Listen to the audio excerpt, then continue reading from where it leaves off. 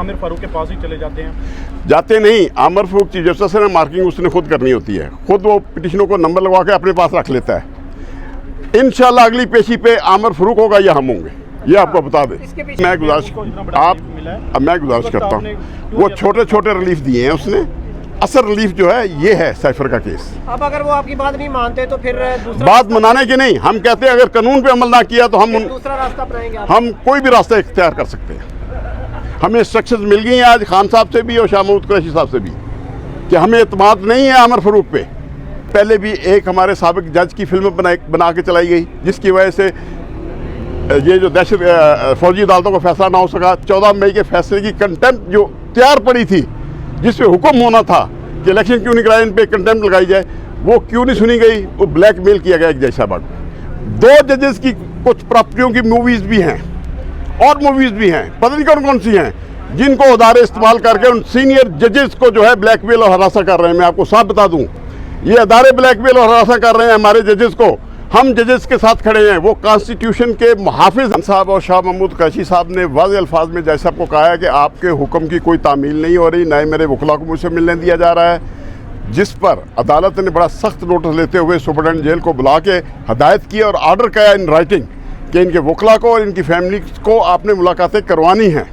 दूसरी बात जो आज हुई, वहाँ जो इमरान खान साहब ने पूरी कौम को जो मैसेज दिया है, यही कहा है कि पूरी कौम तगड़ी हो जाए, मैं मजबूत हूँ, मुझे ये लोग नहीं तोड़ सकते, किसी सूरत नहीं तोड़ सकते। मैं कौम के लिए, मैं पाकिस्तानी हूँ, पाकिस्तान में ही रहूँगा और पाकिस्तान में ही मरूँगा, मैं मुल्क से भागूंगा नहीं।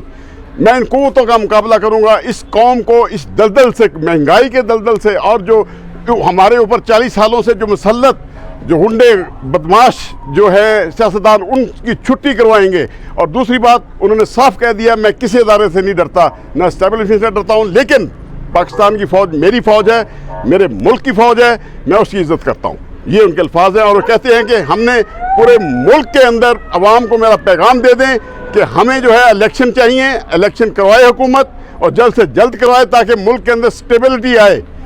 इलेक्शन होने चाहिए, जीते जो मर्जी। सर इलेक्शन तो कारकुनों को जल्द से इकट्ठे होने नहीं दिया जा रहा, तो टिकट कौन लेगा? इस हवाले से खान साहब ने स्ट्रेटजी बनाई हुई है? जी, इस पर स्ट्रेटजी खान साहब ने बहुत वाज़ेह बनाई हुई है। उसका हम इंशाल्लाह अगली तारीख के आपको मुकम्मल जो है रोड मैप देंगे कि इलेक्शन में किस तरह हम जा रहे हैं। पीटीआई को लेके खान साहब का जो हुक्म है, वो जो है उनकी इंशाल्लाह स्पोक्स पर्सन उनकी बहन होगी, और वो आपको सबको बताया करेगी कि आइंदा सियासत में क्या कुछ होना है। हम वकला जो हैं, हम कानून के जो है केस के बारे में हमसे जो सवाल करना है वो हम उसका जवाब देंगे। खान साहब के थोड़ा वो जाली के पीछे से आपसे मिले थे या उनको कोर्ट रूम के अंदर बुलाया हुआ था? नहीं, हमें वकला को बाहर एक कमरे में बिठा के मुलाकात करवाई गई, लेकिन कोर्ट रूम का जो एक है वो वही होती है, जाली लगी होती है, और अंदर जज और वकला होते हैं, वो सामने थे हमारे। इस तरह वो थे, इस तरह हम थे। तो खान साहब ने शेव वगैरह की हुई थी आज? बिल्कुल शेव थी, और बड़े हशाश बशाश थे और खुश भी थे कि मैं जो है इस मुल्क के लिए, इस कौम के लिए जेल के अंदर हूँ। ये भी आपको बता दूँ। उनको खबरें हैं सारी बाहर की? जी, वो खबरें का तो इस बात का तो इल्म नहीं, लेकिन वो एक बात कहते हैं कि मेरे मुल्क के अदारा जो है अदलिया स्पेशली, उसको तबाह किया जा रहा है। कुछ अदारों ने उनको यरगमाल बनाया हुआ है, उनको भी आज़ाद करवाना है। मुझे चाहे कुछ हो जाए, पैगाम है पूरी कौम के लिए, अपनी अदालतों को मजबूत करो। नवाज शरीफ के हवाले से उनको कुछ बताया गया? पता है नवाज शरीफ को बहुत बड़ा रिलीफ मिला? जी, बताया, उनको सारा पता था कि कल जो नवाज शरीफ को जिस तरह मिली, उसकी अपील भी बहाल हो गई, जमानत भी मिल गई, और यहाँ तक कि जो कानून कहता है कि इमरान खान को ये कागजात जो है केस के दिए जाए, वो आमिर फारूक साहब ने पिटीशन डिसमिस कर दी, बात ही नहीं सुनते। आज ये पैगाम दे दिया है कि आमिर फारूक के पास मेरा कोई केस ना सुनवाया जाए। अच्छा सर, आमिर फारूक के हवाले से आपने पीटीआई की जो लीगल टीम है 3 से 4 दफ़ा यही बातें कर चुकी है और यही इन पर अमल भी किया गया है, लेकिन उसके बाद फिर आप आमिर फारूक के पास ही चले जाते हैं? जाते नहीं, आमिर फारूक चीफ जस्टिस है, मार्किंग उसने खुद करनी होती है, खुद वो पिटिशनों को नंबर लगवा के अपने पास रख लेता है। इंशाल्लाह अगली पेशी पे आमिर फारूक होगा या हम होंगे, ये आपको बता दें। इसके पीछे कैसे? देखिए, हम अदालत का हिस्सा हैं, हम वकील जो हैं अदालत का हिस्सा है, अदालत में हमारे साथ चलना होता है। अगर एक आदमी कहता है, शरेआम कह रहा है कि मुझे इस पर एतमाद नहीं है, कोई किसी किस्म का मुझे नहीं है इस पर एतमाद कि ये शख्स मेरे साथ इंसाफ करेगा। एक दफ़ा नहीं कई दफ़ा कह चुका था। वो शख्स क्यों बज़द होके और किसके कहने पर इमरान खान के केस सुन रहा है, क्यों नहीं ट्रांसफ़र करता इन केसों को।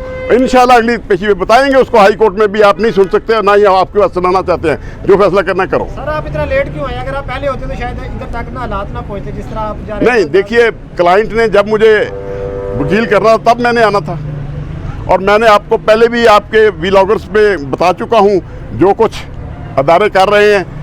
मैं आप साफियों को भी बता दूं, अरशद शरीफ का अगर आज तक कातिल नहीं गिरफ्तार हुआ तो कल को आपको पकड़ने वाला भी कोई गिरफ्तार नहीं होगा। इसलिए आपने हमारी 2007 की तहरीक को कामयाब किया, हम आपके साथ खड़े हैं। और मैं एक बनाने जा रहा हूं लॉयर्स जर्नलिस्ट एसोसिएशन, इंशाल्लाह लाहौर में इसी हफ्ते उसका ऐलान कर दिया जाएगा। अली अहमद कुर्दा आ रहे हैं कोयटा से, और हम तहरीक शुरू कर रहे हैं मुल्क के अंदर आइन के मुताबिक इंतखाबात कराए जाएं, और वकला इंशाल्लाह लाहौर में निकले हुए हैं, अब पूरे पाकिस्तान में निकालेंगे। आप ऑफिशियली आप पीटीआई लॉयर टीम का हिस्सा बन गए? जी हम, मैं और सिकंदर जुल्करनैन। ठीक है, आप किस तरह के केसेस देखेंगे? देखिए, हम जो है जो तरीकाकार है कानून के मुताबिक हम केस को करेंगे, कानून के मुताबिक ही चलेंगे। लेकिन जहाँ नाइंसाफ़ी होती नज़र आएगी, जैसे हमने आमिर फ़ारूक आपको बता दिया, आमिर फ़ारूक साहब से मैं गुजारिश करूँगा खुदा के लिए अदलिया को बचाओ, कहीं ये ना हो कि हमारा वकला और आपका आमना सामना हो जाए। अच्छा जी। लेकिन सर जब उनसे आमिर फारूक से रिलीफ मिलता रहा तो उस वक्त कब मिलता रहा? कभी नहीं मिला उससे। कैसी बातें कर रहे हैं? रिलीफ दे के उनसे कानून के मुताबिक देखिए, कानून में लिखा हुआ है कि आपने कापियां देनी है। भाई कापी वकला के पास नहीं है, केस क्या लड़ना है हमने? कानून कहता है कापियां देना है बयानात की, और जितने भी सैफर के मुतालिक हैं। खान साहब को आमिर फारूक की अदालत से कितनी दफ़ा जमानतें मिली हैं और लॉन्ग टर्म के लिए जमानतें मिली हैं? सर मैं गुजारिश करता हूँ, वो छोटे छोटे रिलीफ दिए हैं उसने, असल रिलीफ जो है ये है सैफर का केस। अब अगर वो आपकी बात नहीं मानते तो फिर दूसरा बात मनाने की नहीं, हम कहते हैं अगर कानून पे अमल ना किया तो हम दूसरा रास्ता अपनाएंगे। हम कोई भी रास्ता इख्तियार कर सकते हैं। हमें इंस्ट्रक्शंस मिल गई हैं आज खान साहब से भी और शाह महमूद कुरैशी साहब से भी कि हमें एतमाद नहीं है आमिर फारूक पे। बड़ी कोर्ट में कह देना उसको। फिर हाथापाई है? हाथापाई नहीं, देखिए हम कानूनदान हैं, कानून का रास्ता इख्तियार करेंगे, उनको ही एप्लीकेशन देंगे कि जी आप ना सुने हमारा केस। आज सुप्रीम जुडिशल काउंसिल का इजलास भी हो रहा है, क्या आप उनके खिलाफ रेफरेंस दायर करेंगे? फिर बात जो है सुप्रीम जुडिशल काउंसिल जो है, मैं आपको साफ बता दूं, ऑलरेडी पहले भी एक हमारे साबिक जज की फिल्म बना के चलाई गई, जिसकी वजह से ये जो दहशत फौजी अदालतों का फैसला ना हो सका। 14 मई के फैसले की कंटेम्प्ट जो तैयार पड़ी थी, जिस पे हुक्म होना था कि इलेक्शन क्यों नहीं कराए, इन पे कंटेम्प्ट लगाई जाए, वो क्यों नहीं सुनी गई? वो ब्लैकमेल किया गया एक जज साहब। 2 जजेस की कुछ प्रॉपर्टियों की मूवीज़ भी हैं और मूवीज़ भी हैं, पता नहीं कौन कौन सी हैं, जिनको अदारे इस्तेमाल करके उन सीनियर जजेस को जो है ब्लैकमेल और हरासा कर रहे हैं। मैं आपको साफ बता दूं, ये अदारे ब्लैकमेल और हरासा कर रहे हैं हमारे जजेस को। हम जजेस के साथ खड़े हैं, वो कॉन्स्टिट्यूशन के मुहाफिज हैं, हम उनके सिपाही हैं। हमारे जजेस मुहाफिज हैं, चीफ जस्टिस ऑफ पाकिस्तान हमारा चीफ है, हम उसके सिपाही हैं, और इंशाल्लाह आइन की बहाली और दस्तूर की बहाली तक हम जंग लड़ते रहेंगे। आप समझते हैं इस्लामाबाद हाई कोर्ट के चीफ जस्टिस की भी कोई इस तरह की कोई कमजोरी है?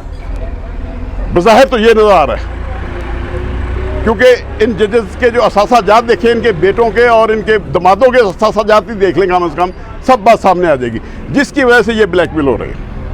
Thank you. बहुत शुक्रिया सर।